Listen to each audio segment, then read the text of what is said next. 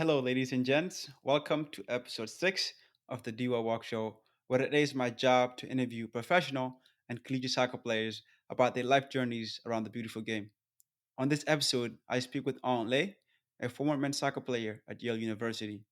We talk about his experience playing club and high school soccer with his twin brother Binh, his college recruiting process, and how he was able to successfully balance playing a Division One sport, the rigorous academic challenges of an Ivy League institution, and recruiting for a career as an investment banker. I enjoyed and found this conversation to be absolutely insightful, and I hope you do too. On, welcome to the podcast, man. Thanks for joining me. How's your day going? Hey, dude, my day's been quite good. Thank you for having me. Nice. Let's start with an introduction. Tell us who you are, your background, and an interesting fact about you. Sure. My name is Ang Lei, born and raised in Michigan. Really grew up there with a big family of three brothers. So played a lot of soccer, a lot of competition, and then went off to school and now live in New York. But I guess quick fun fact about me: I'm an identical twin. So my brother and I are the youngest in our family, and we look quite alike. So if you do see two of us, walking around New York, it is my clone, and it's just not just two of me. Nice, yeah, dude. It took me a few months before I could tell you guys apart because you guys obviously are identical twins. When did you start playing soccer, and who got you started with the sport? Just like a lot of other people starting to play 4 or 5 years old. I was lucky in that having two older brothers that were 6 and 8 years older than me. I had role models to look at and watch their games as before I even could walk probably. And then my dad also played in college and growing up. So probably after those couple of people really having an interest in the game and starting to play myself around 4 or 5. Nice. And then you continue playing with your dad as a coach throughout your youth. What was that experience like? Yeah, it was funny. He's a great person. We're incredibly close, but oftentimes I think with any player and coach, you butt heads at times, and it's even just Yeah, a little bit weirder when it's your own dad and you have to drive home with him afterwards. yeah, The thing he likes to say the most is, if I play a bad game, I don't get dinner that night, which he jokes with other people about. But I can at least confirm that I've always eaten dinner, after a bad game.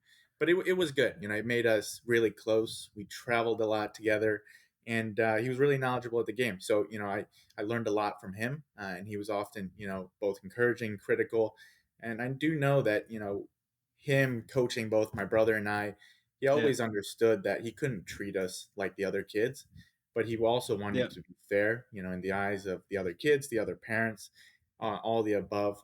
So obviously, just wanting to push us, one level higher than what he probably would put on other kids. Nice, nice. Yeah, that makes a lot of sense, and I can only imagine those bus rides, or I mean, the car rides back after a nice game or a nice tournament. Yeah, no, it was a lot of fun. And I would always ask my dad for feedback, even when went out to school and played college. Yeah, But we definitely share the love of the game, both in terms of playing, kicking the ball around, or even watching. nice. Yeah. So I guess as you got older, right? So maybe like you 14, you 15, you 16, you're obviously a very good player. So did you ever think about potentially playing for an academy or while you were growing up? Yeah, it definitely crossed my mind. I think my Mhm. path was a bit more unique than other college players. So just to provide a bit of context, I started playing travel soccer around the age of 9 for my local club, Porter Soccer Club. Really I would say, really in terms of the players drawing in, people around the Portage Greater Kalamazoo area, but not pulling players from across the state. The purpose of the club, and they are still a nonprofit to this day, is really Yeah. teaching kids and really encouraging the fun aspect of the game. With not the goal to produce professional players year in year out. It's really about educating them and giving them a space to have fun, compete with others, and build strong relationships with their teammates. And I actually ended up playing for that team until I went out to school. I think Nice. other people would have done the path differently. We Hmm. to kind of subsidize that aspect in terms of just getting exposure to different teams, players, and coaches. My dad was very open to having us play in guest play in tournaments with other teams. Yeah. with the Michigan Wolves, who have an academy team, with the Chicago Fire, with Alliance in Grand Rapids. So I never felt like there was a need to go to an academy team. I was playing at a Yeah. good level, but then also getting that exposure to a more competitive, just just a different environment, with those Yeah. other teams. And then just by virtue of where we were located. So Portage is, Southwest Michigan, and the closest Hmm. academy team was a 2.5 hour drive away, whether in Oh wow. Detroit or Chicago. So Yeah. it didn't make sense for where we were at and how we were thinking about, soccer in our lives. The priority for me was, you know, improve my soccer skills, but then also, use it as a medium to, just continue to be fit, healthy, while Yeah. also focusing on school, and other aspects of my life. Nice. Yeah. And it ultimately worked out for you because a lot of players go to like the academy to be able to get to Division 1 level of college soccer. But one of the, the downside of playing academy is you get to miss out on the high school. And for you, you had the opportunity to play both high school and then ultimately commit to a Division 1 level. I guess from your experience, right, you were a four-year starter at your high school. You, on numerous occasions, were two-time All-Conference, two-time All-District, All-Region. You were first-team All-State, Player of the Year for the league, as well as team captain and MVP, while playing with your brother Ben, who went on to play varsity soccer at MIT. Talk to us about that experience and what it was like playing high school soccer and with your brother. Yeah, no, high school soccer was a blast. I think a lot of academy players today, miss Yeah. that aspect, but you obviously sacrifice that for whatever that longer term goal is. For me, I was able to Hmm. have that balance. High school soccer was incredibly fun. I was playing with my teammates that, I went to classes with, I grew up with, and then, having been, on the team as well. So I was often the attacking midfielder, and he was right behind me as a defensive midfielder. But Nice. also having the students involved, it was a ton of fun. It was an experience, I wouldn't have done differently. Yeah. And I think what my experience just showcases is there are a lot of different paths you can take to Yeah. reach, where you want to be. And, if you're able to do that, playing high school soccer, travel soccer, academy, I think it's, partly up to you. Nice. When did you start the college recruiting process? What year of high school was that? And what does a typical process look like for an Ivy League school? Yeah, I think, starting from the beginning, really unfamiliar with the recruiting process. Hmm. I haven't seen anyone go through it before. My brothers stopped playing after high school. So for us, it was, going to these college camps, even in middle school. So more of a recreational camp. You stay overnight. But what those, Yeah. camps really allowed me to do was get in the room with college coaches who, would speak about the recruiting process, preparing kids at a younger age, even at middle school, to think about, the years ahead in high school. So for me, Hmm. that at least got me thinking about it. I didn't know I wanted to play college soccer, after high school, until really, I started to, do well, during my high school years. Yep. And, there's starting to be interest, speaking with coaches. But, I started really focusing on it, I'd say probably sophomore year of high school. I Okay. would email coaches. We would, from these camps and all the advice I was given, just like send out a bunch of highlight tapes, Yeah. emails. I didn't play for an academy, so I wasn't going to these showcases where, dozens of coaches were along the sideline. I was just Yeah. playing in my hometown with a dozens of parents, on the sidelines Yeah. watching. Um, but through those emails, those initial contacts, it was really, what's the next step? You know, Yep. do we come out for a camp? Can they get out to a tournament where I was playing? For me, it was really the camps. So I went out, Yep. made an East Coast trip my junior year. I played Hmm. at, the Yale camp, the Harvard camp, met with a bunch of coaches, even if, I didn't play in front of them, and Yep. just started that dialogue. What does it take to actually become, recruited and get into this school? I asked them a lot of questions, and I encourage, everyone who's thinking about college soccer to do the same, because it's a landscape that, people are pretty unfamiliar with. And Yep. really, the only way you get comfortable with it is, you just ask questions, you meet as many people as you can that, have gone through it. Nice. And I guess you ultimately end up deciding to commit to Yale. What was your decision? I guess why did you choose Yale over some of the other top schools that you were also looking at? Yeah, I wanted the balance of school as well as soccer. So the Mm-hmm. goal was to get to the Division 1 level, but then go to a institution that really had strong academics. For me, the dream was Yale. That was very Yeah. aspirational when I was in high school, and it ultimately, after playing, at camps, meeting the coaches, I got to know them pretty well, and it felt like a good fit. In terms of the campus, I was able to see the campus, what I'd be doing on the day to day once I arrived. It felt like a smaller school, which was something I was looking for.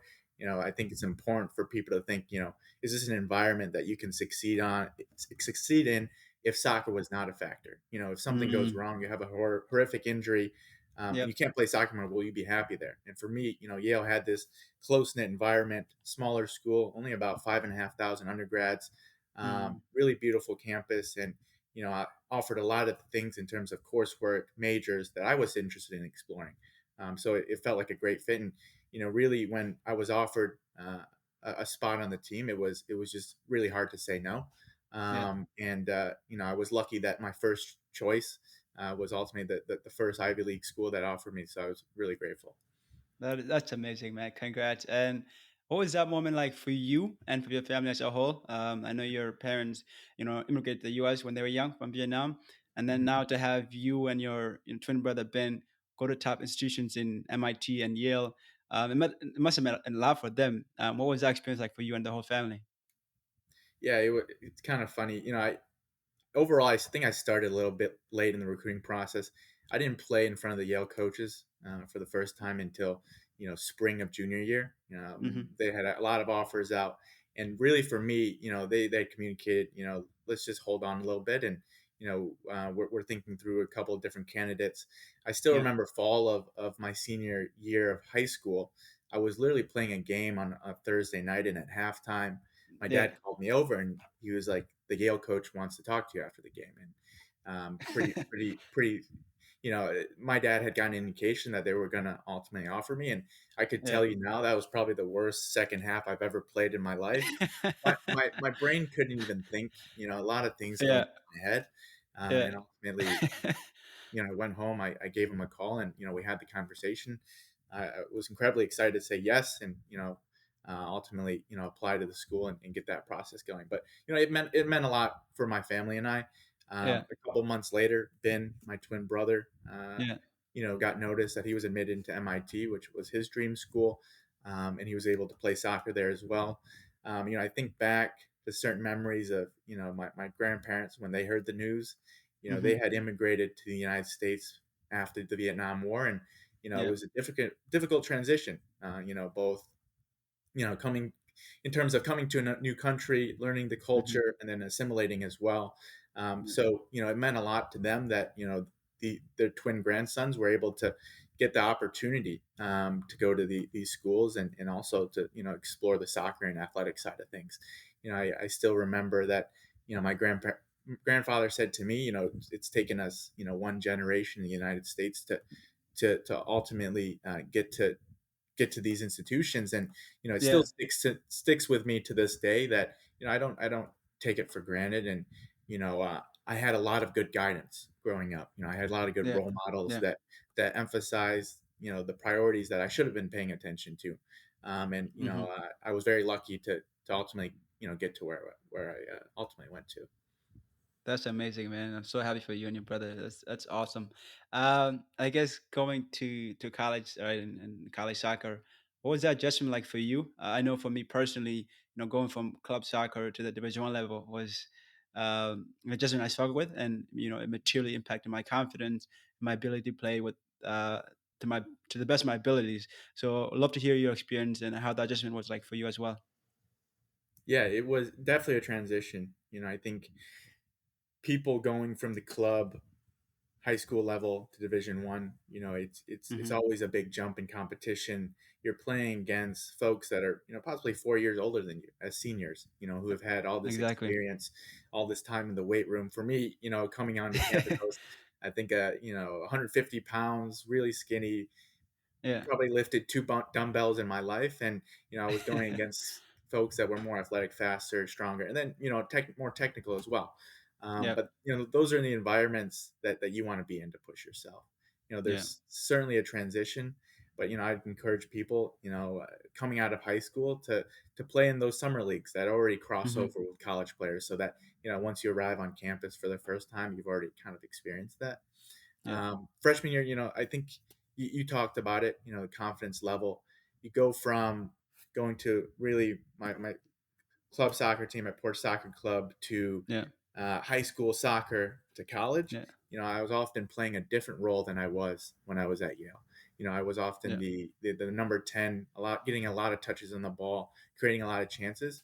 And the fact is, any team that you transition to, there's always that risk that, you're not going to be playing that same role. So what I would have wished I would have done previously was get a lot more experience with different teams, different players, play that Mm. role of being more of a supporting player, you know, Yeah. finding those players that are ultimately going to have the most touches on the field. And for me, confidence was a big one because I struggled with that transitioning, knowing that I wasn't that person anymore. Yeah. I knew I was just gonna, give my best, work hard, and support others. And then, when I was called upon to give my best, but I think going into college soccer with an open mind that, of course, you want to be a starter from day one, but Yeah. the reality is most people are not. Yeah. So just having that flexibility. No, that's super important because then having that set expectation helps you with that transition in case things don't go the way you expect them to go. Right? If you come in thinking you're going to be starter as a freshman and then it Yeah. doesn't work out, that can have a big impact on your confidence and your ability to play well going forward. So I guess obviously it's always good to be confident in yourself and your ability to achieve high things. But I think that's a very important advice there. So for you while at Yale, right? Playing a Division One sport is tough. Right? It requires a lot of time commitment. It's taxing both physically and mentally. The academics at Ivy League schools are tough. Um, recruiting for investment banking is tough. Right? It requires a lot of time commitment. You have to prep for the technicals. You have to go to those recruiting events. You have to do coverage chats and networking calls. So it's another area that also requires a lot of time. But you managed to successfully balance all three of them. Obviously, there's a little of there's some synergies involved here in that, like going to Ivy League school while playing a Division One sport helps with IB recruiting, but you still have to put in the work. So, talk to us about how you were able to successfully balance all three of those things. And I guess what our viewers, especially those that are going to college or in college right now, can take away from your experience. Yeah, I think it's all about time management, being structured. I think if you go in and you kind of wing everything, you don't really know Hmm. your schedule for the day, what you want to get done. Often Yeah. it gets lost in the shuffle between academics, athletics, but then also, your professional career aspirations post college. For Yep. me, I was, really just using the tool of Google Calendar, blocking off every 30 minutes of my day, knowing what I wanted to do. That's Yeah. not to say, I stuck to that schedule exactly, but it was more of a reminder, these are the things I wanted to get done. And, I wanted to knock them out throughout the day so that they don't, all stack up by midnight and, you're staying up late, not getting sleeping, having to go practice the next morning. So for me, a lot of time management, but then it's also, I think, surrounding yourself with people that are, have similar interests to you, that are motivated the same. I was really lucky, with my team, a lot of really bright, driven people, both on the Hmm. soccer field, but then also in the classroom. A lot of good role models in terms of juniors and seniors when I was a freshman and sophomore, because they do, they realize the transition period as well. They Yep. know it's tough to balance all these things, especially as a freshman. Yep. So, I had a lot of good mentors that, took me aside and gave me pointers on, how to manage those expectations, the coursework that, possibly becomes too much, how to balance that over the course of 4 years of being an economics major, etc. Yeah, yeah, it makes a lot of sense, and I guess you just feel just being part of the environment, right, where you're at Ivy League school, where everybody's very driven and it's almost very competitive. Do you think that helped also with like just keeping that discipline and that consistency, or what are your thoughts there? Yeah, definitely. I think it's kind of funny. We no one does homework before a game, but it's Yeah, almost like the second people get back on the bus after a game, everyone's got their books out, and yeah, just funny to look at because obviously, um, I think a lot of people would rather nap or just rest after a game, but yeah, we realize, at a place like Yale that you have homework or assignments due the next day, or you have to be prepared for discussion in the classroom Yeah. for the rest of the week, or an exam coming up. I think a lot of schools throughout the country do that, but for my experience, I had that front and center, and I was able to kind of mirror those habits that ultimately allowed me to balance both athletics and academics. Nice. Yeah, it makes a lot of sense. Did you know you wanted to do investment banking post college, going into college, or how did you come across that field? I don't think anyone says they want to be an investment banker going into college. That would be if someone were to say that, I'd be a little scared to meet them.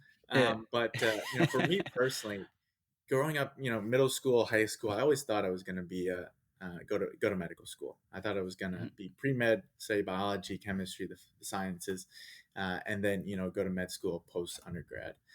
For Yeah. me, that quickly changed.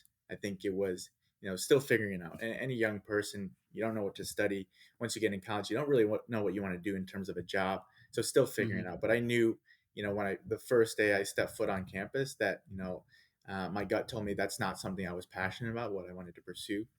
Hmm. For me, I wanted to think about what was I good at. I was always interested in math, the analytical side, more quantitatively focused. Hmm. So it felt like a natural fit to explore business. I always had an interest in it.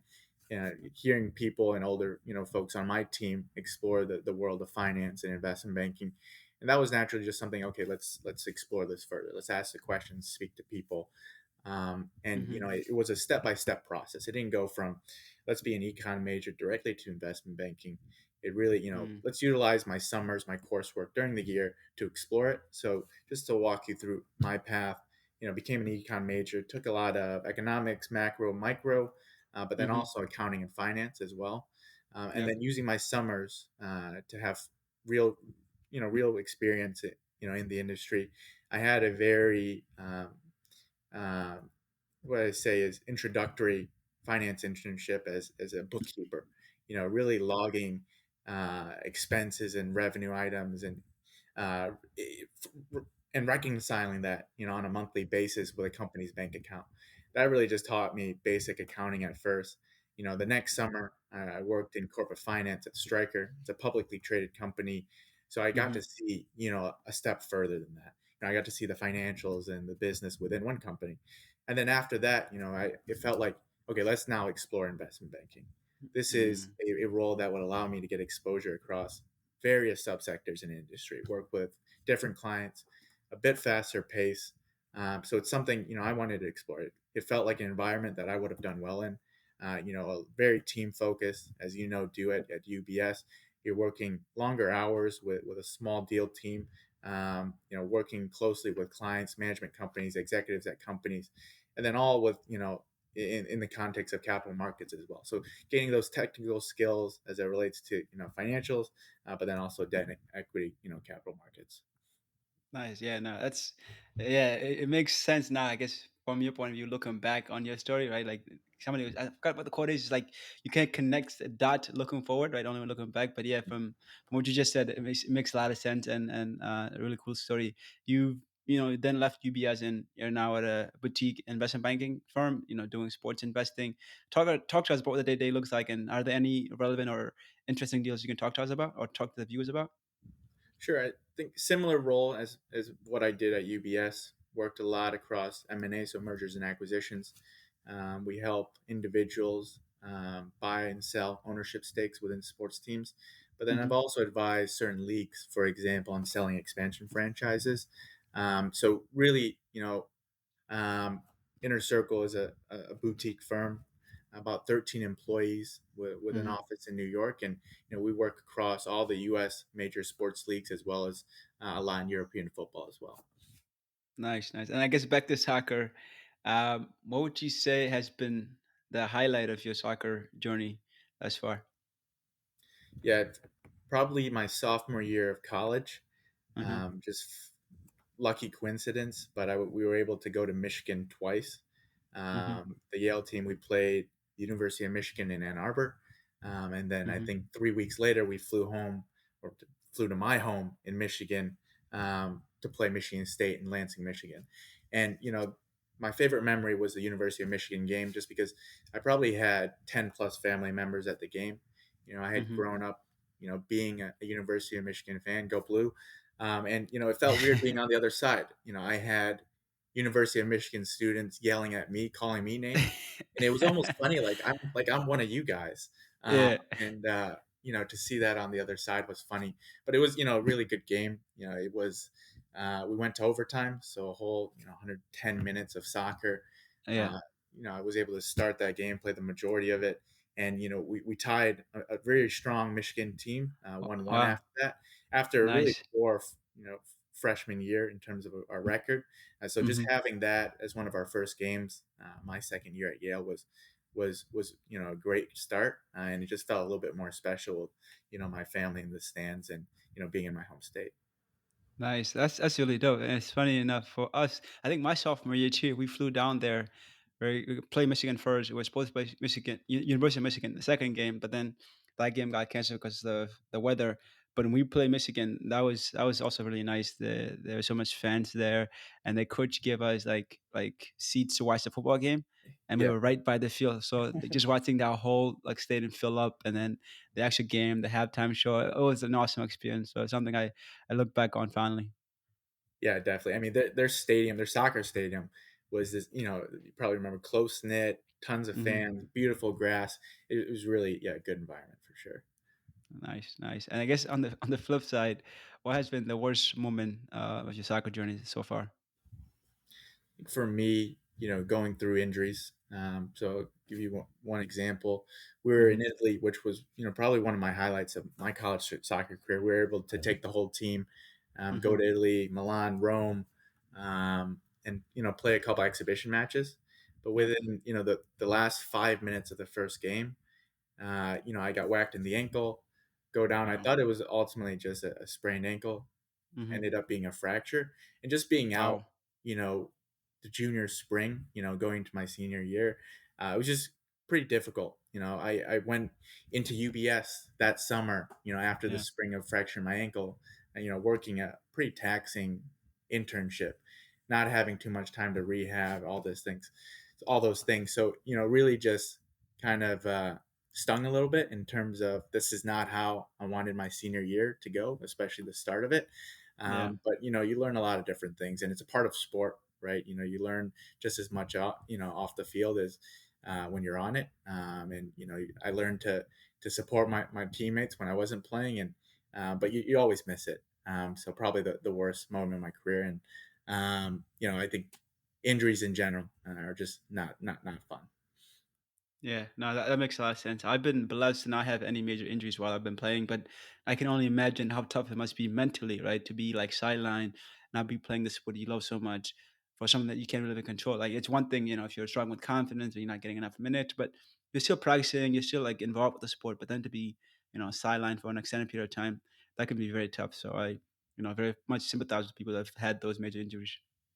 And yeah, exactly. And in my career, I've been fairly lucky. I've had teammates that have had much more gruesome injuries. An ACL tear, and complete fracture in their leg, which were put them out for a year plus.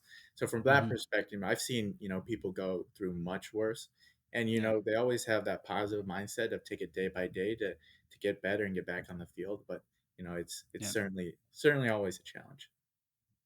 I can imagine. Last question for me before we transition to the next segment of the podcast, where I ask all of my guests these, quote unquote, rapid fire questions.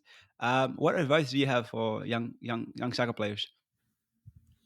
Yeah, I would say, ask a lot of questions of the people who have gone through experiences that you ultimately want. Whether that be, being in the high school varsity team, Hmm. playing developmental academy in the United States, or going to college, playing professionally after that. I think a Hmm. lot of people, the U.S. soccer landscape is complex. There's a lot of opportunities throughout it, and some people are just not aware of them. So I just say, do that work beforehand, ask the questions, and then really, Hmm. reflect on what you want out of the sport. there are a lot of opportunities to get out of this sport in the United States, whether that to be a fan and enjoy it from that perspective, or to Hmm. play at the very very top level. But one person's goal, it does not mean that it has to be yours. You can have a different path than others, and still get the most out of this game. Nice. Super insightful, super valuable advice for the young players out there. Okay, now we're going to transition to the next and the final segment of the podcast where I ask you a number of questions. I tend to ask all my guests these similar questions. So for the first one, best player you played with? I think it has to be Brandon By. So he's at the Uh-huh. New England Revolution, played at Western Michigan, and he's funny enough, he's also from my hometown of Portage, Michigan. So we know Uh-huh. his family well, and we were rivals in high school. He went to Portage Northern while I played at Portage Central, so we had a lot Yeah. of good contests there. But then we ultimately played at summer ball together in Kalamazoo, while he Hmm. was at Western, I was at Yale. And then he got drafted to New England Revs and has done super well ever since. It's just funny to I saw him play a couple of months ago against the Houston Dynamo at Gillette Yeah. Stadium, and to think where he's at now, and me sitting in the stands, you know it's a really cool thing to see. Someone that has had similar background as yourself and done Yeah. so much personally. In terms of where he's gotten competitively. Yeah, I know that everyone in Portage looks up to him, especially the younger kids, and Yeah. it's definitely a proud moment to see him out there. That's super dope. It's always so much more inspiring when it's somebody from your hometown. I had a kid get drafted when I was just going to college, and I had my cousin send me the draft pick. And for me, I was just like, wow, that is so cool. Like, maybe a couple years ago, he was just here in Rochester, and now he's getting drafted. So for a lot of young players to be able to see that, it's super cool. Next question: best player you play against? Best player I played against, probably Dewan Jones, also on the same team in MLS as Brandon. Yeah. Some folks may recognize the name. He's their left back. And recently, I got called into the Gold Cup. Had a nice assist in a great tournament. But he Hmm. played at Michigan State, so I played him on two occasions when I was in college. And really just strong player technically, but then also very athletic, fast, strong. Um, he was also born and raised in Michigan, so we played Hmm. against each other growing up at the U15 level when he was playing travel soccer in Lansing, Michigan. Yeah. So we go ways back, and also incredibly nice guy.